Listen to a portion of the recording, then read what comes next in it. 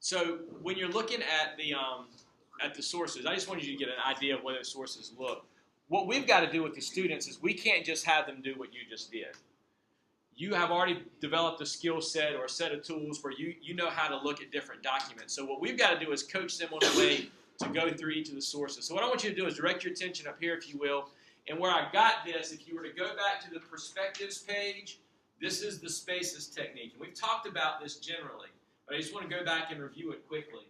This is rooted in both the North Carolina Essential Standards and the Common Core State Standards, but it relates to the way that we actually read an informational text. And what this technique does is, and you know how much I like to use things like spaces and skids and things that are easy to remember, because if we're going to build metacognition with students, we have to be able to give them a tool they can use in an ongoing way that allows them to regulate the thinking process and begin to approach it that way themselves, not with our support, but on their own. Spaces would eventually, over time, allow them the opportunity to do that. So what they do is with each source, like with the photobiography of Eugene Allen, and every source for every person, this is an individual activity for the student. That's key. Right now, this is not a group activity. This is an individual activity. This is for just them. They would go through and actually do a quick summary of the text, the photobiography. What generally is it saying? This is not a detailed description of it, just generally what is this text getting at, the gist of the text, right? What's the central idea being the key question there? So what is the main idea that is conveyed through this text or through this source? It can be a telegram, it can be a video, it can be an audio clip, whatever it might be, a news story. What is the central idea? What is the purpose? What is trying to be accomplished here? Which is an important question.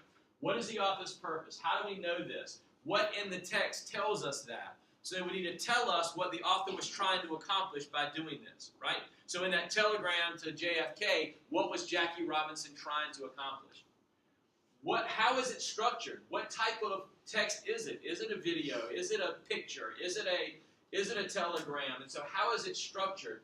And how does that change the way we understand the text? That's an important part students have to understand, is if it's an image that has been edited and marked through, you know, an image of a document that's been marked through, or a facsimile of it, or if it's a picture, it is meant to do something. So what is the text itself trying to accomplish?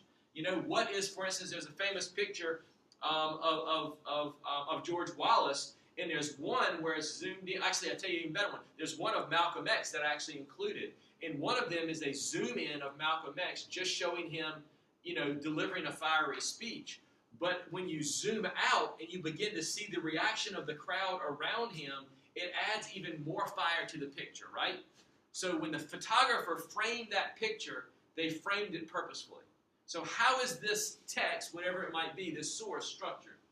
What claims are being made? What is being said here? For instance, in the Jackie Robinson telegram, he's saying that, look, if you don't do something, something bad's going to happen. That's certainly a position, isn't it? And so what claims are being made? What evidence is supporting this? So what would be things in the text itself or in the source itself that support that claim? And then finally, what is the slant? Are they pro-civil rights or anti-civil rights? And that's an important question we'll come back to later. So we begin to group people into these categories. Okay, well, this person would be for, this person would be against, this person is undecided or seems sort of neutral. You see what I mean?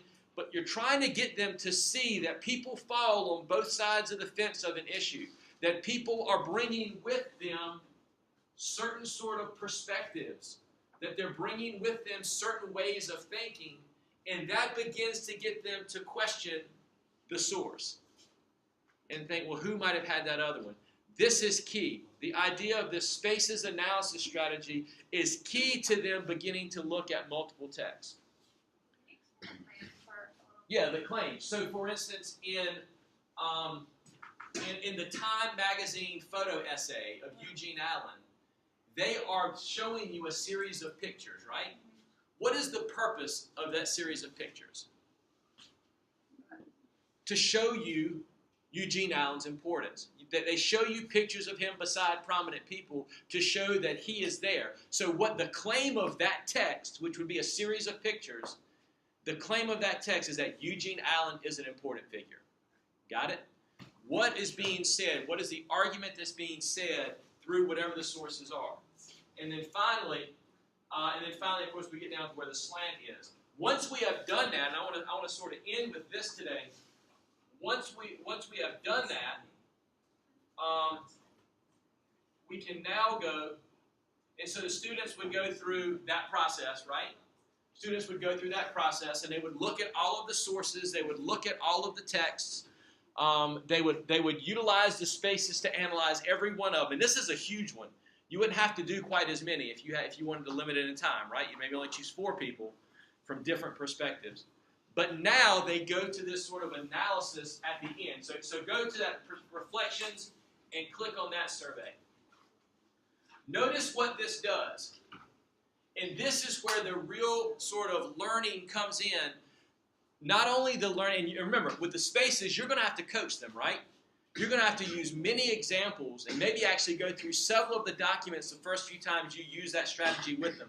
Make sure you have that in your mind, that and set aside time if you use this approach. The first few times they use spaces, you're going to need to coach them on it. We talked about that all along, haven't we? The importance of the we in instruction, in that gradual release protocol, the importance of the we, not just showing them how they do it, but walking through it with them and then doing it individually, and then, through several examples, then having them do it individually.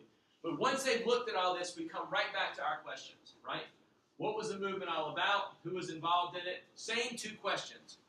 But, and Melissa brought this up when we were sort of off on our own looking at it, there are 2 different questions added at the end that are invaluable. If you really are measuring and you're thinking about perspective, then you're also looking for not only what's there, but what's not there. So this question, is there a person or perspective that was not included that should have been? Melissa's question was, why in the world don't they have George Wallace later in his life when his attitude towards civil rights had changed? That's a good question. And so what you'd want a student to bring up would be that. Why should they have included that? Note that they would have included that. They should have included that, or I should have, as a teacher. Because what are we measuring here when we ask them that question? Whether or not they are beginning to identify perspective, whether or not they're just simply managing the information versus whether or not they're really interacting with and learning from this. Is this making sense to everybody? That we're trying to get them to see this issue of perspective and to think about what other perspectives might be. So this is an important question. First of all, these 2, we're going to hopefully see some change, right?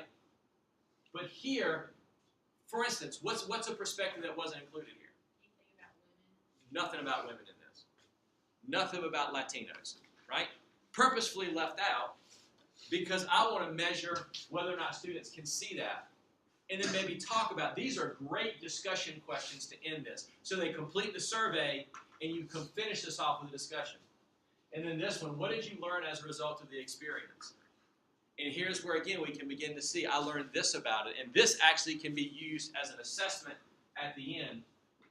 And tell them, I'm looking for particular details here, not just, I learned a lot about this. What specifically? Give me evidence of something that changed. You can even prompt them to say, did your perspective change here? And to explain that. You might want to ask that. Or if not, why did it not? I've left it general here, but you could certainly tweak that. But you see how you can sort of use this. This is an entire methodological approach. It carries us through not only the provision of background information, it carries us through an analysis of sources, a viewing of perspectives, a statement of claim, because remember, they're having to make a claim here, aren't they? You could even have them write an essay off of this alone, couldn't you? If you wanted to. And then to talk about this issue of perspective, an important part to it. So this is the idea of a 360 approach. It gets students to understand that there is more than one perspective. We need to look at issues in history from every single angle to really fully understand it. That is not as simple as we've talked about. Okay?